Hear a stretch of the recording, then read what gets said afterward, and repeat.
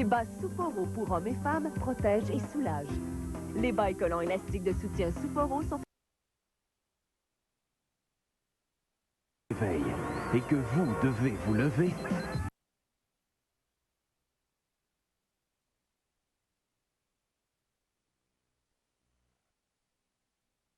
Ouais. C'est négatif. Bon, c'est sûr. Merci.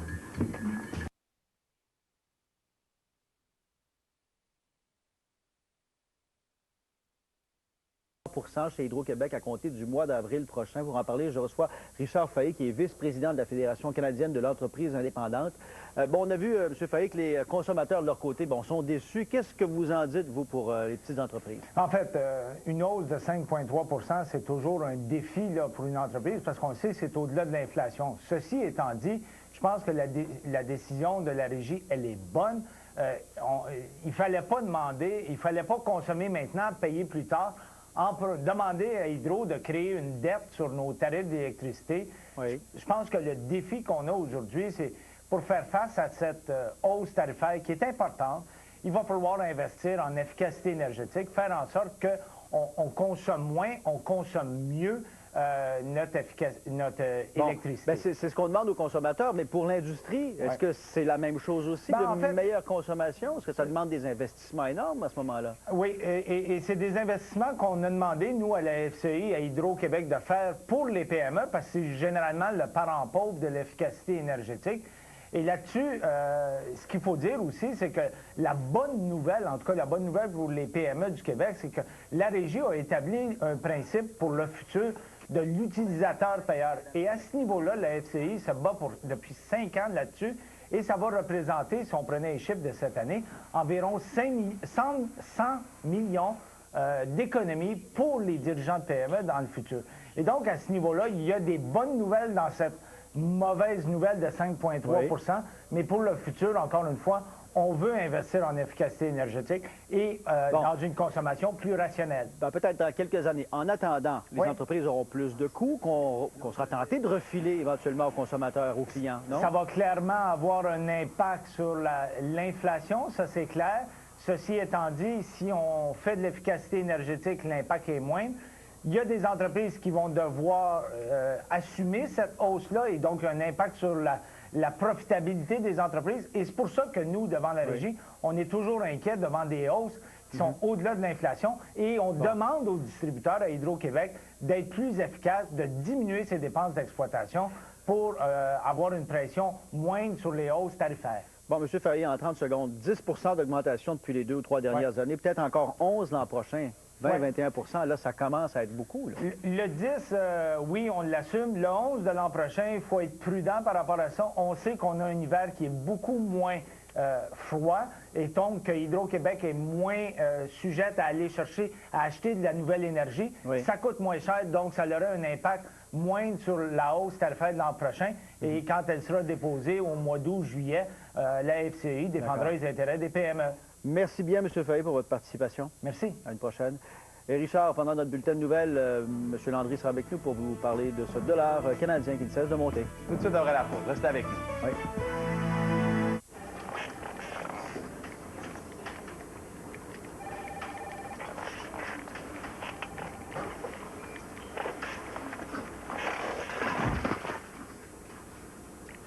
Des fois, c'est payant de prendre les bouchées doubles. Parce que chez McDonald's, vous obtenez 2 hamburgers doubles pour 2 $, 2 cheeseburgers doubles pour 3 $. Et à l'achat de n'importe quel sandwich double en trio, obtenez un paquet de gomme Doublemint de Wrigley's gratuit. Le dur à cuire, le manufacturier Cuir des Forges a travaillé très fort pour vous confectionner une collection printanière exclusive. Une superbe sélection de cuir italien haut de gamme avec choix de couleurs. Des offres qu'on ne peut refuser. Prix spécial pour les groupes. Cuir des Forges avec vous pour longtemps face aux rivières. Ce jeudi à Star System, Pénélope enquête sur la vie et le quotidien de vos humoristes préférés au Gala Les Oliviers, animé de nouveau par Martin Matt. Star System, ce jeudi 19h30. Ne manquez pas le magazine Star System en kiosque dès maintenant. Je pense que Ben et Michel seraient morts à cause de moi. Venez-vous au bureau. Et du nouveau? Tu me refais ça encore une fois, puis je te sors. Un homme mort.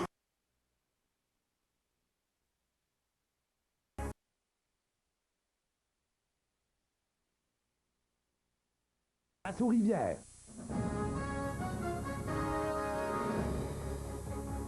Un nouveau sondage confirme que le gouvernement Charest remonte la pente. Course à la direction du Parti libéral du Canada, la machine Stronach fait sa place au Québec. Les policiers municipaux réclament un forum sur la désinstitutionnalisation.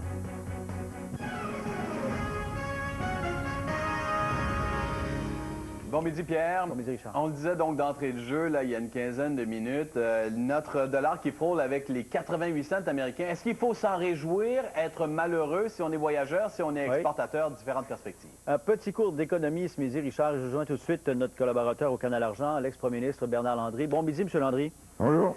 Alors, d'abord, petit cours d'économie 101 pour tout le monde. Pourquoi notre dollar monte comme ça? Il monte surtout parce que le dollar américain baisse. Alors, la responsabilité n'est pas surtout dans notre économie. Mais il monte aussi parce que l'Alberta est un très gros exportateur de pétrole et en a exporté pour près de 10 milliards de dollars par année. Et le Canada, en général, et le Québec en particulier, étant réputé comme exportateur de ressources naturelles, ça a tendance à faire monter la devise. Donc, c'est deux raisons, la baisse de l'autre, la montée de la nôtre. Est-ce que ce sont de bonnes ou de mauvaises nouvelles? Il y a les consommateurs, l'industrie. Ça dépend des gens. C'est ça, allez-y avec cette analyse. C'est bon et mauvais. D'abord, ce que l'on vend à l'étranger coûte plus cher aux étrangers. Donc, ils vont avoir tendance à en acheter moins et avoir moins l'envie de venir au Château Frontenac, par exemple. Par ailleurs, comme ce qui est acheté de l'étranger nous coûte moins cher, bien, on va avoir plus tendance à aller en Floride, plus tendance à acheter des produits étrangers, ce qui, dans les deux cas, menace notre industrie nationale, en tout cas lui rend la vie plus complexe, puisque ses clients sont un peu plus froids à cause des prix. Cependant, un autre élément de bonne nouvelle, nous sommes des importateurs de pétrole, évidemment, et à cause de la flambée des prix du pétrole, on le paie moins cher parce que le dollar est plus fort. On en a plus pour le même montant d'argent. Pour les particuliers, M. Landry, bon, à part voyager, est-ce qu'il y a des avantages dans notre vie quotidienne? C'est indirect. Il y a des gens qui sont en chômage aujourd'hui à cause de ça. Par ailleurs, il y a des gens parce que les machines vont se renouveler, c'est le temps là. On achète notre équipement à l'étranger. Alors les investisseurs québécois vont acheter des machines, ce qui va faire marcher mieux notre économie et ce qui va nous rendre plus concurrentiels. Alors, il ne faut pas juger ça pour un mois ou deux, il faut juger ça à moyen et à long terme. Et dans l'ensemble, ben, il y a du bon et du mauvais. Et est-ce qu'on va atteindre une parité éventuellement avec le dollar américain, selon vous? C'est déjà arrivé, et si les Américains continuent comme ça, ça va arriver plus vite qu'on ne le croit, parce qu'ils ont un énorme déficit de leurs finances publiques et énorme déficit de leur commerce international. Deux facteurs qui font baisser leur devise. Alors, ça se pourrait qu'on arrive à la parité, comme nous avons déjà connu il y a quelques dizaines d'années. Merci bien, M. Landry. Pas de quoi. À une prochaine. Parlons maintenant politique québécoise, parce que c'est clair, et cette fois-ci, c'est le sondage CROP qui le confirme. Il y a effectivement amélioration des intentions à l'égard de l'attitude à l'égard du gouvernement libéral de Jean Charest. Il y a moins d'insatisfaits, ce que nous démontre ce sondage publié par la presse, et un peu plus de satisfaits.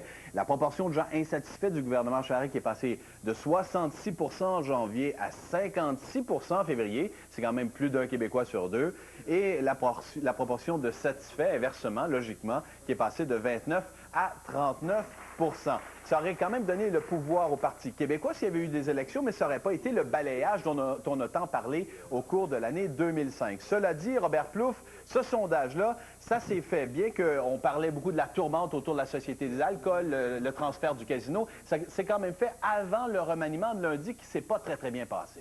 Avant le remaniement et aussi, je vous dirais, avant les fameuses hausses de tarifs, l'annonce des hausses de tarifs. Vous avez raison, aussi. Richard, ici même, donc, on est à Shawinigan, le Parti québécois est réuni en caucus et on est loin de s'inquiéter des résultats de ce sondage-là. D'abord, vous l'avez dit, il y a bien sûr l'effet, le signal de fédéralisme d'ouverture qu'on peut lire dans ce sondage lancé par Stephen Harper et qui profite au gouvernement Charest, mais le PQ dit que ça va rapidement s'estomper. Ce ne sont que des attentes. On est loin d'être sûr que ça va se concrétiser dans l'avenir. Et d'autre part, vous l'avez dit, bien sûr, c'est les hausses de tarifs, les mauvaises nouvelles de cette semaine qui sont arrivées donc avant le sondage. On écoute là-dessus la réaction des députés du Parti québécois. Je suis sûr que ça ne tiendra pas, surtout encore avec les nouvelles qu'on vient d'avoir, l'augmentation des tarifs d'Hydro-Québec, le remaniement manqué. on ne peut même pas qualifier ça d'embellie. Aux hausses des tarifs d'électricité, aux hausses des permis de conduire, ce qui s'est produit à la Société d'assurance, à la Société des alcools du Québec. Les citoyens vont s'apercevoir que, effectivement, le fédéralisme, ça ne fonctionne pas plus avec les conservateurs qu'avec les libéraux. Les attentes sont là, mais j'ai l'impression, là, puis on va le vivre, hein, dans les prochaines semaines, on va avoir un budget et à Québec et à Ottawa. J'ai l'impression qu'on doit s'attendre à des grandes déceptions. Bon, de toute évidence, les péquistes, effectivement, qui ne sont pas ébranlés par ce sondage. Robert, l'opposition péquiste qui veut que le gouvernement ordonne à Hydro-Québec, parlons de ces hausses d'hier, ordonne à Hydro-Québec de ne pas aller de l'avant avec l'augmentation des tarifs. Oui, Hydro doit surseoir à cette hausse de 5,3 % selon l'opposition, au moins jusqu'à ce que le gouvernement Charest ait déposé sa fameuse politique énergétique, une politique qu'on attend depuis maintenant 1 an et demi.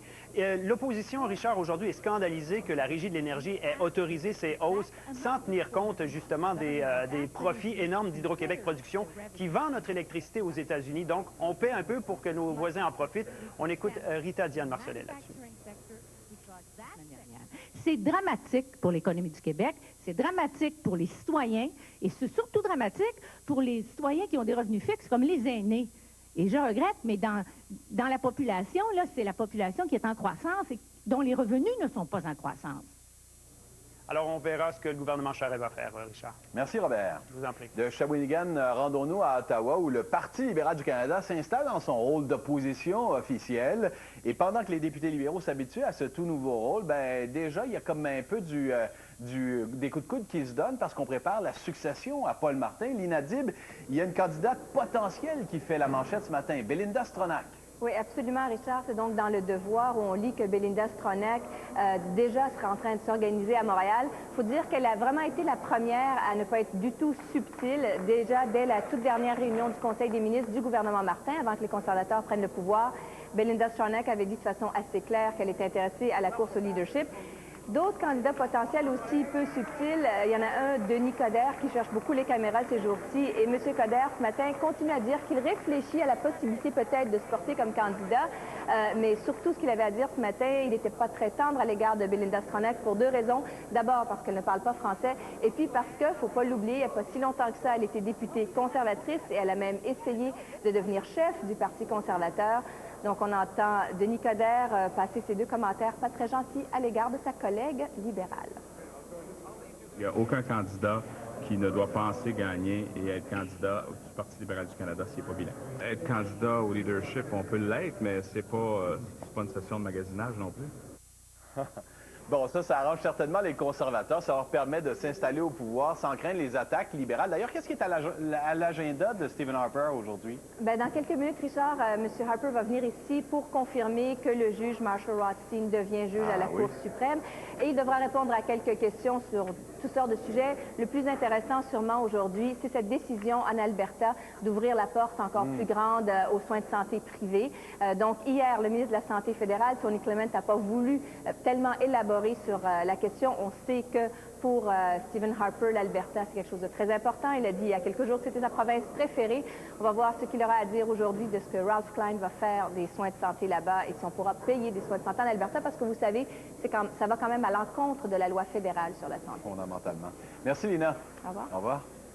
Parlons maintenant des policiers municipaux du Québec qui réclament du gouvernement un forum spécial sur la désinstitutionnalisation. Ils rencontrent dans leur travail, disent-ils, trop de gens qui ont des problèmes de santé mentale à cause des fermetures de lits dans les hôpitaux psychiatriques. On rejoint David Couturier là-dessus. David, on dit que la situation, selon les policiers de tout le Québec, est urgente un peu partout. Tellement urgente parce qu'on dit que c'est devenu ces gens-là sont devenus un véritable danger pour le travail des policiers, pour les policiers, mais aussi pour la population sur le terrain. Trop de gens avec des problèmes mentaux qui se retrouvent dans la rue, ça crée des problèmes.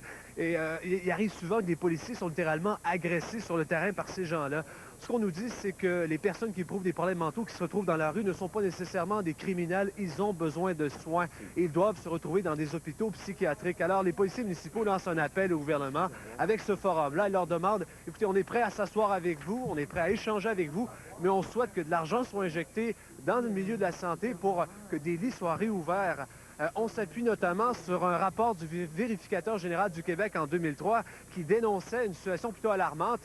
De 1995 à 2002, le nombre de lits disponibles est passé de 6 000 à 3 500, une baisse de 42 %. Alors, c'est la solution pour les policiers municipaux. Je vous l'ai fait entendre. C'est justement pour ça qu'on voit que la situation ne s'améliore pas. Au contraire, on a l'impression qu'elle s'aggrave. On a différents cas d'agression qui vécus à travers la province. On ne veut pas que ces gens-là se retrouvent sans soins et on ne veut pas les envoyer derrière les barreaux. C'est ce qu'on est obligé de faire présentement. On est obligé de les criminaliser. Alors, ça fait des victimes de plus dans le système. Ces gens-là ne sont pas des criminels, ils ont besoin de soins. C'est évident que la première chose qu'on veut, c'est qu'ils se fassent soigner. David, est-ce qu'on sait, est-ce qu'on peut chiffrer ça? C'est quoi le nombre d'agressions par année pour les policiers? Est-ce qu'on a une idée? On n'a pas d'idée du tout, incapable de chiffrer. Les corps de police ne gardent pas cette information-là. Ce qu'on nous dit, c'est que c'est très fréquent, on s'en tient à ce commentaire-là, c'est du cas par cas. Il y a d'ailleurs une policière ce matin qui a raconté son expérience. Les policiers qui subissent ces agressions-là, souvent sont aux prises avec des chocs post-traumatiques très importants. Alors, il y a urgence d'agir, disent-ils. Merci, David. Au revoir. Au revoir.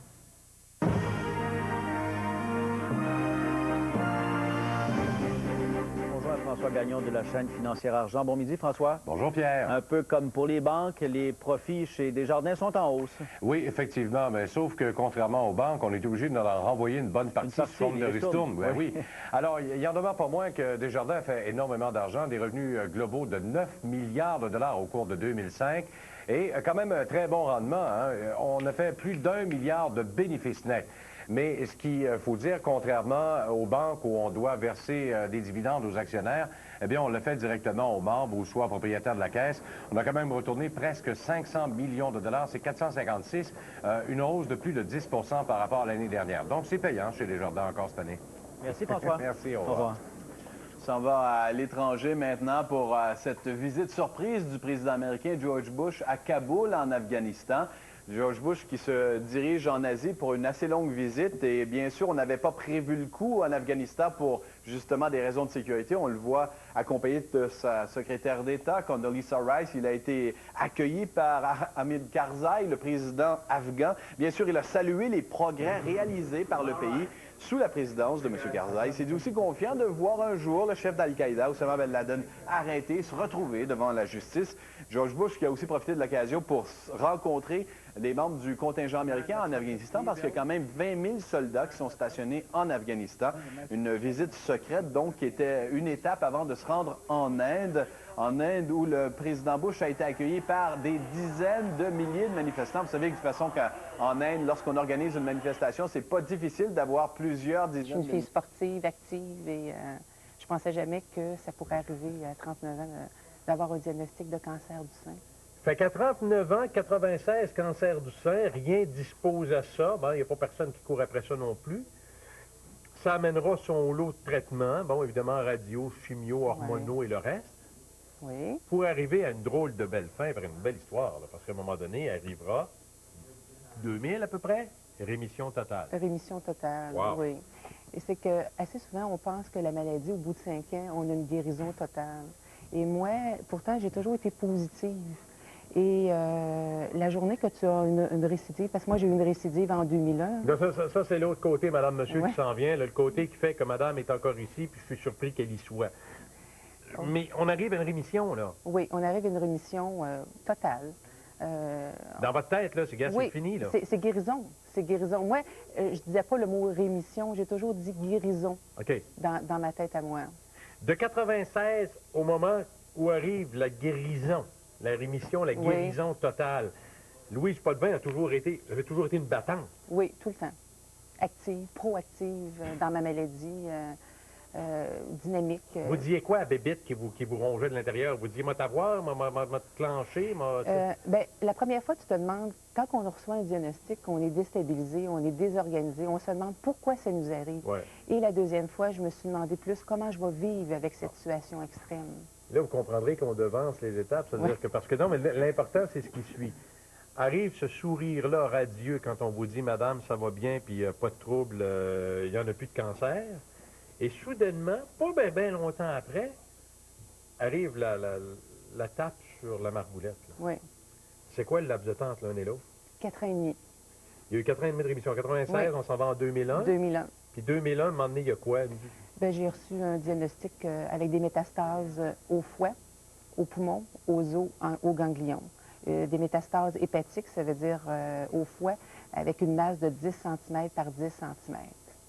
qu'on appelle un cancer généralisé. Qu'est-ce qu'on parle de métastase? Parce qu'il y a beaucoup de gens qui vont dire « Ah, moi, ma maladie, elle est grave. » Parce que dans le cancer, il y a plusieurs sortes de stades, stade 1 à stade 4. Ouais. Moi, j'ai un stade 4. Alors, des métastases, c'est-à-dire que moi, c'est un cancer du sein. C'est pas un cancer des os que j'ai. C'est un cancer du sein qui, à ce moment-là, les cellules sont promenés puis ont été directement dans les organes vitaux. Fait qu'on a pensé, là, si vous vous dites, gênez-vous pas, Mme Potvin, hein, parce que Mme Potvin dit, ça se peut que je pleure un peu. J'ai dit, gars, traînez-le, votre papier mouchoir, il n'y a pas de problème avec ça, parce que c'est un des effets, hein, des traitements que vous continuez à suivre, de toute façon, puis à subir, c'est qu'il y a moins de cils pour capter les glandes lacrymales puis les larmes des yeux. Fait que gênez-vous pas, on est en C'est des effets secondaires d'une sorte de traitement de chimiothérapie. Je viens comprendre, avant qu'on s'en aille plus loin, entre le moment où on se fait dire « ça y est, c'est réglé, vous êtes guérie, madame », puis la journée où on vous dit « ben dans le fond, il y en a maintenant tout partout », on s'en retourne chez eux, qu'est-ce qu'on fait? On a envie de se pitcher sur un pilier, quoi. La vie, là, c'est comme si, sous nos pieds, on n'a plus de plancher.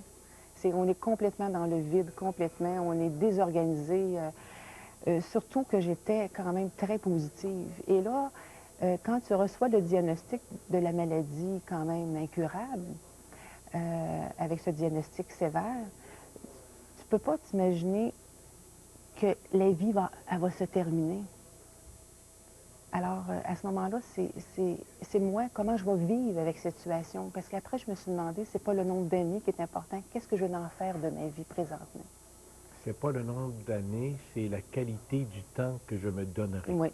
C'est pas le nombre d'années qui est important. C'est qu'est-ce que je veux en faire de mon temps et vivre dans un état quand même en paix et sereine aussi. On diagnostiquera donc un cancer qui est maintenant répandu un peu partout. Oui. Alors, on dit sein, poumon, oui. foie, ganglion, osseux. Osseux. Oui. Là, je parle à Louise Potvin, là. Oui. Au moment où je vous parle, y a-t-il encore ça partout? Oui. Ganglion, pratiquement, il n'y en a plus. Au poumon, il reste peut-être juste un nodule. Et au foie, la masse, elle a diminué. Il y a toujours régression, toujours de la maladie. Quand les médecins vous disent ça, ils disent pas « Louise, t'as ça, pas de trouble, t'en as pour 20 ans ». Bien, au début, c'est sûr que moi, j'ai magasiné ma vie. Hein. J'ai magasiné ma vie. Alors, parce que quand un médecin te dit que tu as 6 mois à vivre, puis quand tu as un enfant, à ce moment-là, tu veux continuer, toi, à poursuivre ta vie.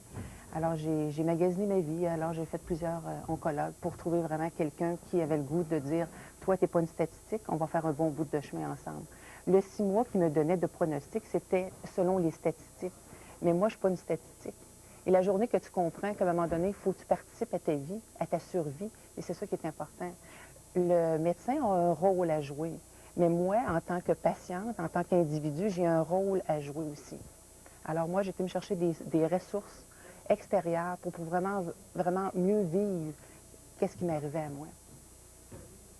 Puis là, la volonté que vous avez dans ce moment-là, puis dans la force que vous dégagez à ce moment-là, c'est la vôtre, parce que ça ne veut pas dire que tous ceux qui sont autour de vous vont nécessairement suivre dans cette... Non.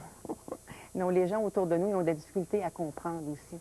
Parce que, veux pas, quand tu suis des cours de yoga, de méditation, de visualisation, tu vas faire des cours d'art-thérapie, c'est toutes des ressources que j'ai été me chercher, des alliés pour moi mieux vivre.